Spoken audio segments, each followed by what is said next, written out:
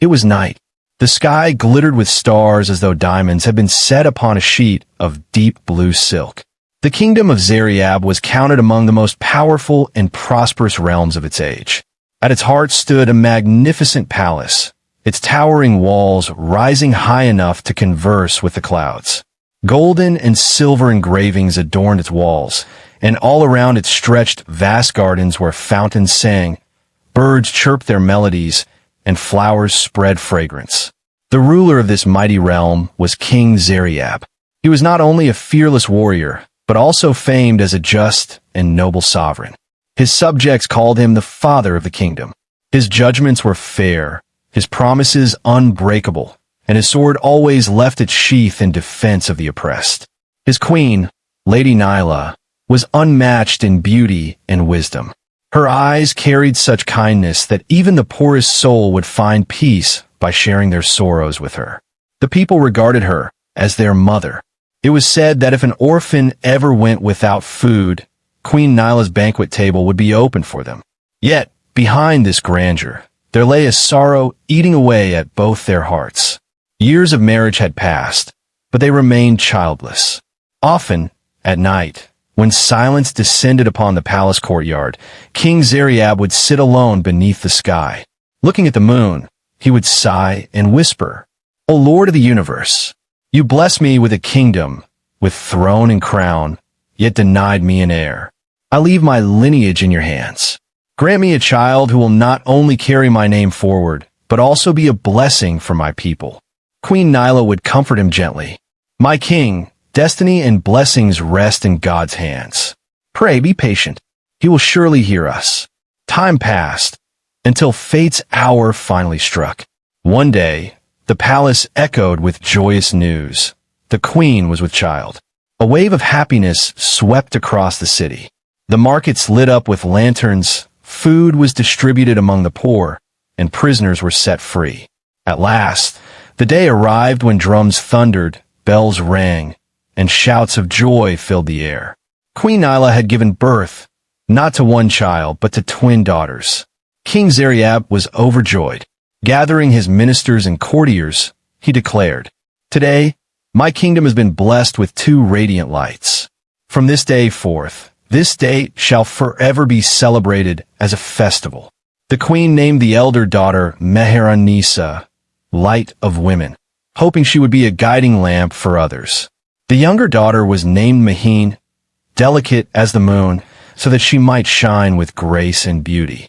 In childhood, the two sisters played together in the palace gardens. Their maids and nannies adored their mischief. They built castles from dolls, chased butterflies, and sometimes danced in the rain. But soon, their natures revealed themselves. Mehr-un-Nisa was tender-hearted. If a bird fell from its nest, she would gently lift it into her lap. When the servants' children came to play, she happily shared her toys. If someone broke one of them, she would smile and say, "It's all right, such things happen while playing." Maheen, however, was stubborn and proud. If anyone touched her toy, she would scream. If a maid brought her water a little late, she would smash the vessel in anger. She often declared, "I'm the daughter of the king. Everything should be mine alone." Queen Nailah often tried to guide them. "My daughters, remember this well. It is not power or wealth, but character that makes a person truly great." Mehr-un-Nisa would bow her head and take these words to heart, but Maheen would pretend not to hear. As they grew older, King Zaryab arranged for their education. The finest tutors were summoned to the palace. They were taught history, mathematics, the art of war, and religion. Mehr-un-Nisa studied with great devotion. She asked thoughtful questions, filled her notebooks with neat writing, and would often say, "Knowledge enlightens both the heart and the mind." Maheen, however, showed little interest. Closing her books, she would shrug and say, "What use is knowledge? The crown and throne are already mine." One day, King Zaryab decided to test them. He sent both daughters into the city, saying, "Go, spend time among the people. See how they live and what they need." Mehr-un-Nisa walked through the market and listened to the poor. She wept when she saw orphans and bought them clothes. She arranged medicine for the sick. She said, "If ever I become queen, My first command will be that no one goes to bed hungry." Maheen, on the other hand, stopped at the jewelry stalls. She ordered the merchant, "Send all these ornaments to the palace, and make sure the finest are set aside for me." The people saw the difference clearly. Some prayed for the elder princess, while others silently pitied the younger. Time moved on. The sisters approached the threshold of youth. One had already begun to rule the hearts of the people, while others silently pitied the younger. Time moved on. The sisters approached the threshold of youth. One had already begun to rule the hearts of the people, while the other imprisoned herself within the walls of arrogance. Yet behind the veil of destiny, a secret waited, a secret that would change both their fates forever. Time flowed swiftly in the palace. The little buds blossomed slowly upon their branches. Those innocent girls were now stepping into adolescence. Their laughter echoed through the palace walls, yet with it, the colors of their natures grew more vivid. Every morning, the royal tutor arrived in the grand courtyard. In his hands were leather-bound books. The princesses would sit upon their soft carpets. Mehr-un-Nisa always came on time. Her face glowed like a fresh rose. She greeted her teacher with respect and listened attentively. If she did not understand a word, she would humbly ask for explanation. Maheen often arrived late. She wasted her time combing her hair or adorning herself with jewels. She greeted the tutor half-heartedly and soon complained. "Enough for today. I'm already bored." The tutor would sigh deeply. "Daughters, knowledge is more precious than a throne. A crown can be lost in a day, but knowledge endures forever." Mehr-un-Nisa would bow her head, reflecting on his words. But Maheen would laugh and say, "I will have both throne and crown. Even without knowledge, all shall fear me." The royal nanny often invited the servants' children to play with the princesses. Mehr-un-Nisa sat among them, holding their hands as they played. If any child fell, she quickly helped them up and asked, "Are you hurt?" Maheen looked upon the servants' children with disdain. One day, when a little girl touched her doll, Maheen snapped, "This is mine. Poor children like you should never touch it." The child burst into tears. Mehr-un-Nisa gently placed the doll in her hands and said, "A doll is made for playing, not for hoarding. Games are meant to share joy, not to snatch it away." Maheen glared at her sister, but stayed silent. Queen Nailah often grew anxious over her daughter's contrasting behavior. One day, she called them close and said, "My daughters, remember, being a princess does not mean looking down on others. True royalty is ruling over hearts. Whoever wins hearts, she is the true queen." Mehr-un-Nisa bowed and promised, "Mother, I will always help others." Maheen wrinkled her nose and replied, "Mother, ruling hearts is useless. Real power comes from a sword and from strength."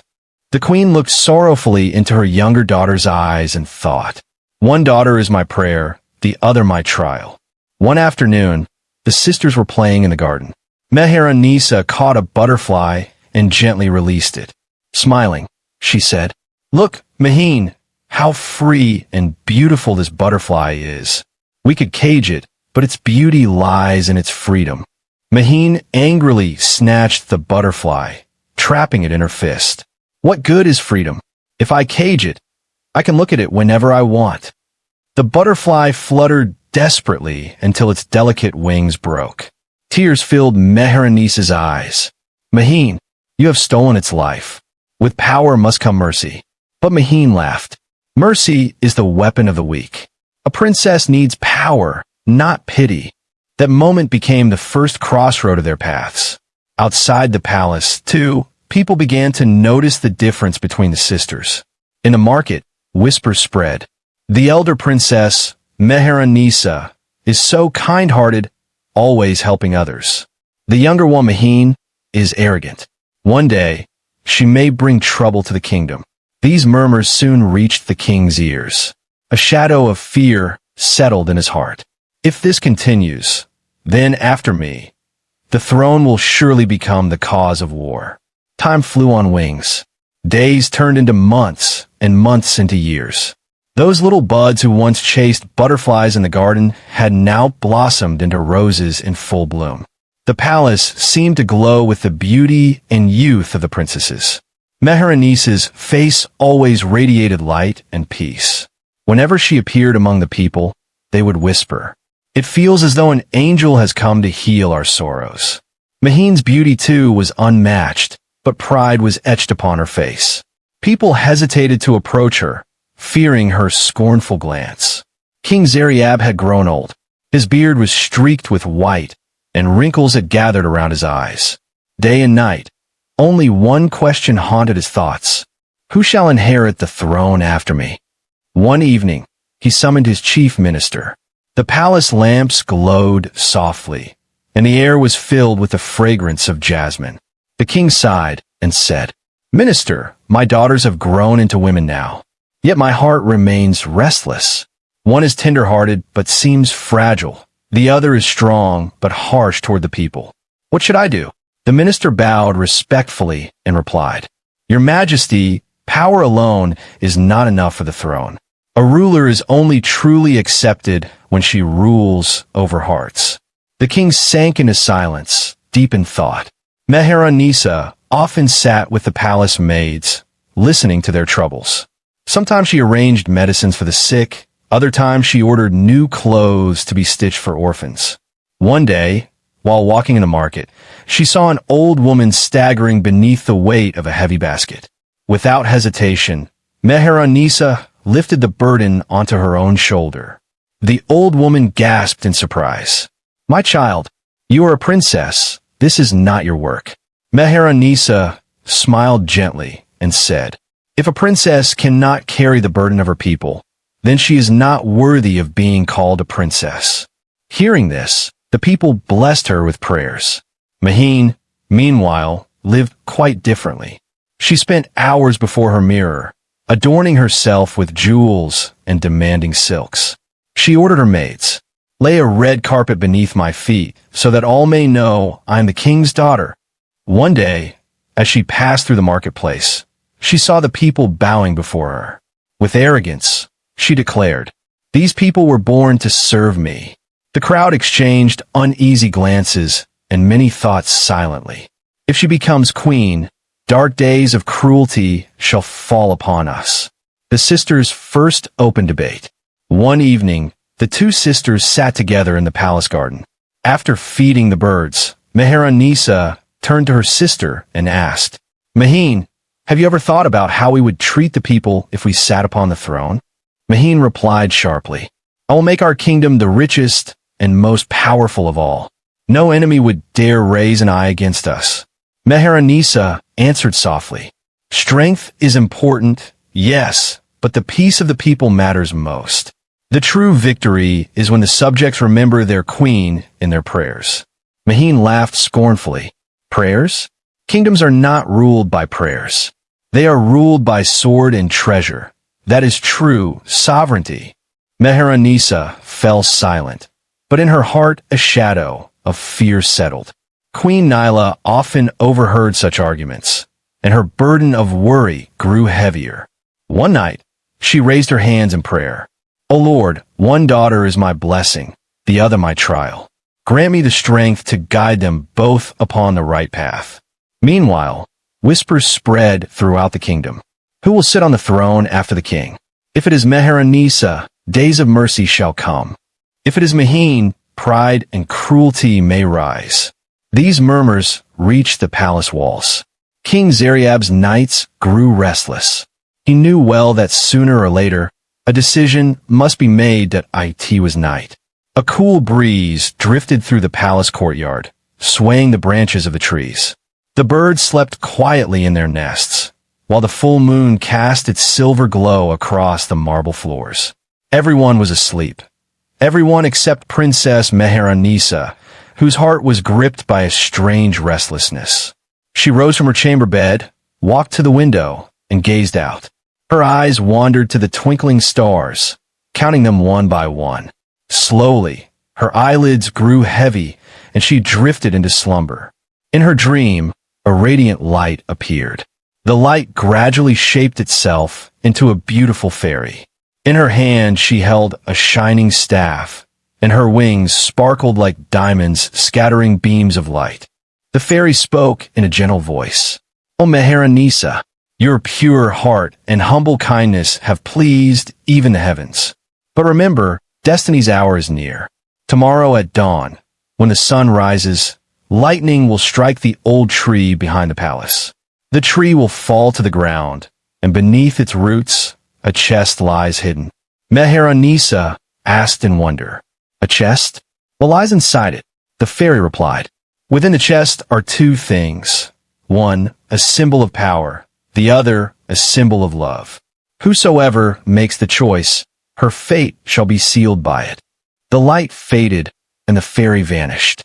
Mehr-un-Nisa awoke with a start, her heart pounding rapidly.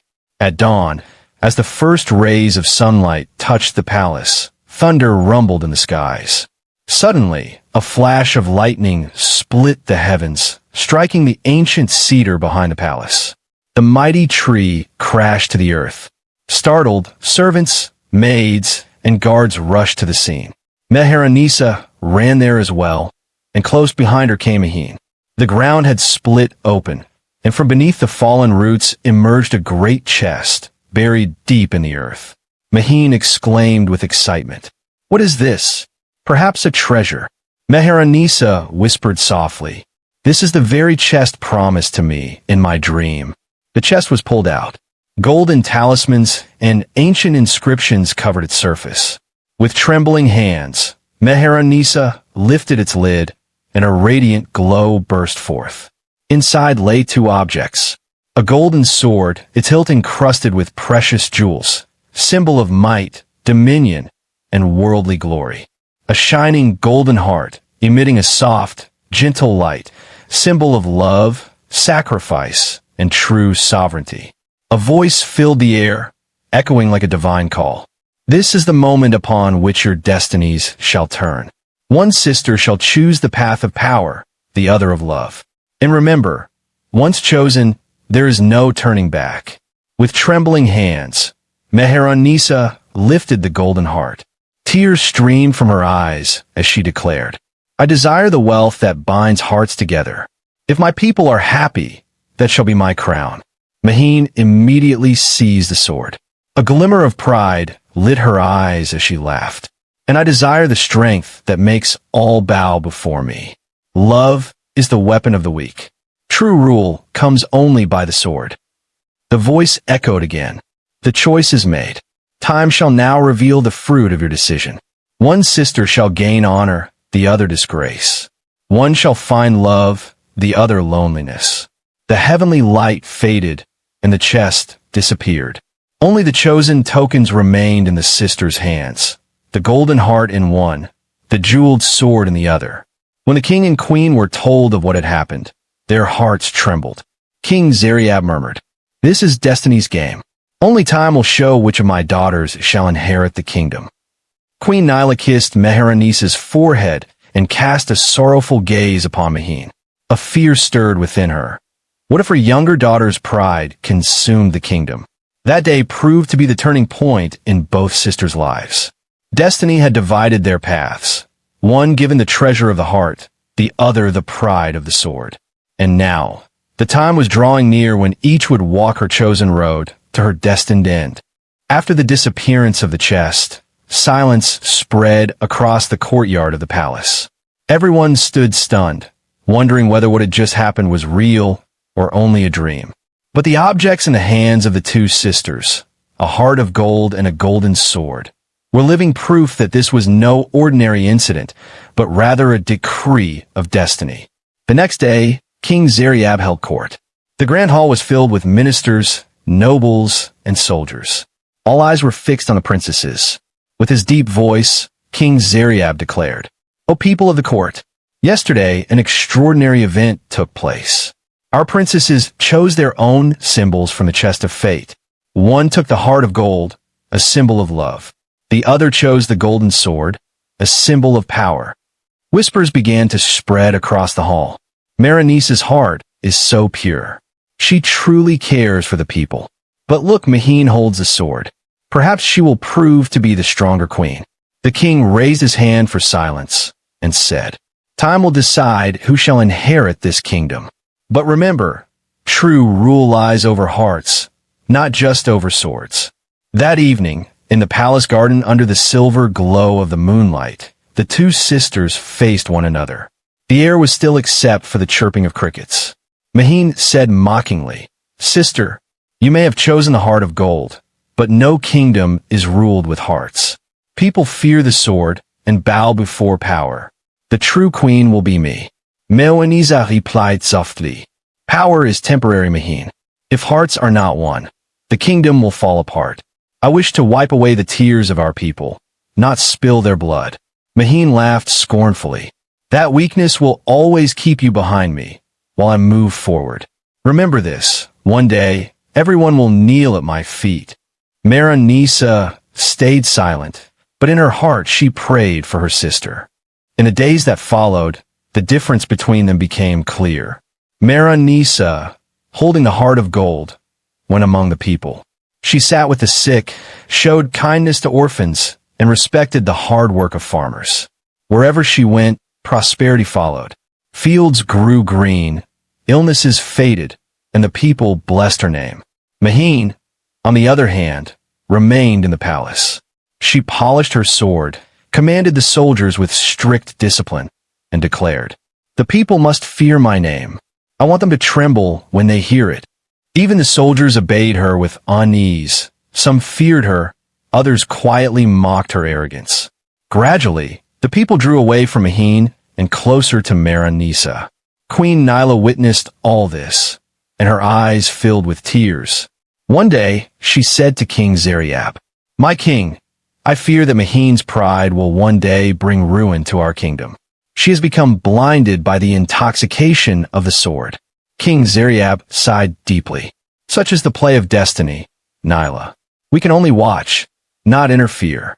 Whatever seeds have been sown, that is the harvest we must face." And so, a line was drawn between love and power.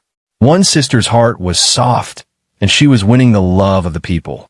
The other's heart was filled with pride, and she was losing that love. The time was drawing near when these two paths would inevitably collide. That Maheen's state was very different.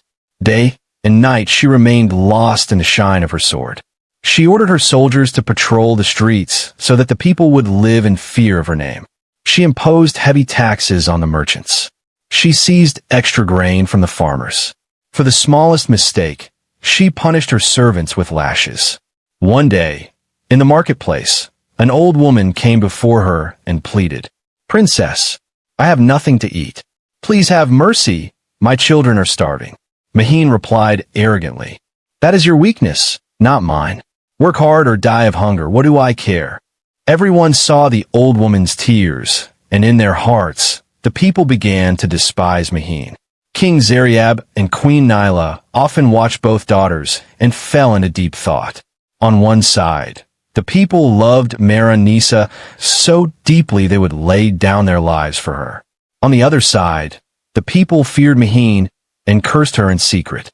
One day, Queen Nailah embraced Mehr-un-Nisa and said, "My daughter, the light of your heart will one day save this kingdom."